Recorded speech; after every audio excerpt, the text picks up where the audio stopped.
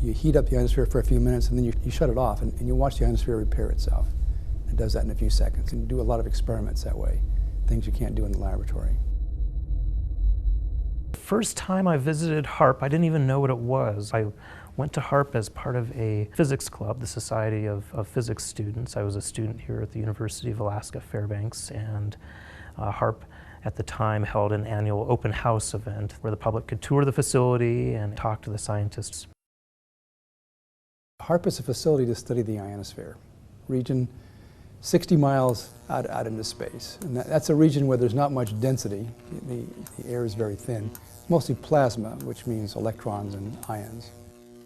When I saw this facility and saw how unique and interesting it was, so when I decided to do my PhD thesis research using the Haarp facility itself.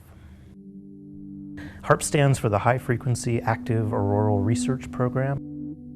The federal government spent about $300 million. It's the most exquisite of its kind in the world. It's currently owned and operated by the Air Force Research Lab. And they have other priorities. They've done some tests over the years. Now they want to go do other things. So it's become a bit of an orphan sitting down there in Kokona. The U.S. has the lead in the world in this area. It would be a shame to give that up. The other facilities aren't nearly as flexible or as powerful. And Haarp can do science that the other two can't. There's a chart that shows, it compares all the heaters, including air receiver. You can see that it's quite a bit more powerful and more flexible. It's an instrument that allows us to make small changes to the ionosphere, and then we can measure the response of the ionosphere in the upper atmosphere to the changes that Haarp is making. Scientists have categorized the various layers of the atmosphere. Most of the weather that we experience occurs in the troposphere. When we fly in commercial aircraft, we're generally flying at the top of the troposphere. Above that is the stratosphere, and above that is the mesosphere, and above that is the thermosphere.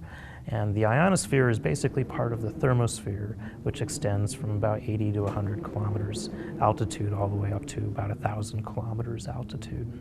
And so the ionosphere is generally what we refer to as the partially ionized portion of the thermosphere. It's too high for weather balloons and it's too low for many satellites. And sure, we can launch rockets through the ionosphere too, as we do at Poker Flat, but those are very fast but expensive experiments. The reason why we care about the ionosphere, particularly for radio communication, is that radio waves, when traveling through free space, behave differently when they travel through a region of charged particles or plasma. The ionosphere is basically a partially ionized plasma, and so one of the things that can happen to radio waves that travel through a plasma is that they can be bent, their polarization can change, they can be absorbed.